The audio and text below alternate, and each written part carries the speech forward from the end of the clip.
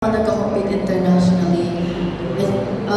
Tapos, may mga international competitions din po kasi dito sa Philippines. Pero you won medals during the past tournament na sinalihan mo locally or internationally? Opo. Okay, so how many tournaments na or na international na nakapag-gold ka? I remember getting gold po nung Hong Kong, Malaysia po. Kasi napuntan ko na din po yung Malaysia. Maraming times na po. And also, I got gold din po in other competitions here po sa Philippines. Ang number 15, no? Siyempre, sasabihin ng mga nakapanood sa atin, mga tagapakinig natin, paano ka na-involved sa fencing, di ba? So, bakit pwede mo kami kwentuhan na sino nag-invite siya para mag-fencing or ikaw lang mag-isa ba na, uy, gusto ko mag-fencing? How old are you nung mag-start ka mag-fencing? Nag-start po ako ng mga 4 or 5 years old po.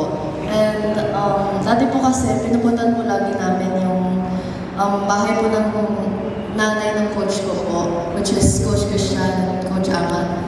And habang nandun po kami, may mga pamangkin po siya nakasama na nag-fencing po. Tapos parang in-invite din po ako na i-try out yung fencing. And doon ko po na yung love ko sa fencing. Yung first try mo, na-feel mo agad na, uy, gusto ko itong sport na to.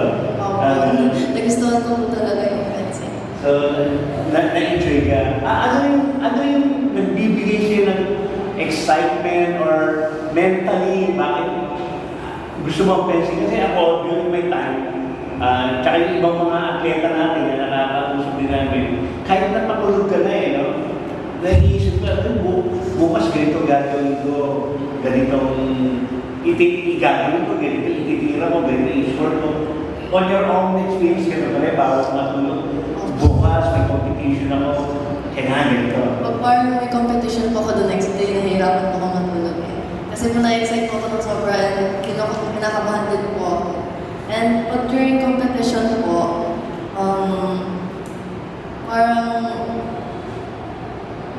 parang inisip ko kung ano po gagawin ko or minsan po nagpapatulog din po ako sa mga kaibigan ko. Anong pwede pong techniques na pwedeng gawin? Kahit kami, so, nagko-cover kami, matagal na kami nagko-cover, pero pag kami gano'n may kinakabahan din kami. So, pagka ikaw nagko-compete at on your own experience, pag nakakaramdam ka ng gano'n na parang kinakabahan ka ba, anong ginagawa ko to overcome your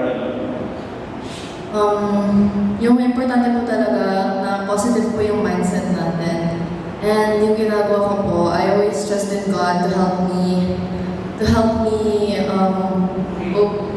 not become nervous and to guide me and to have strength in all of my bouts. And I'm also, hindi din po ako masyadong nervous kasi po I know that there are people that are supporting me and cheering me on and also people that are coaching me.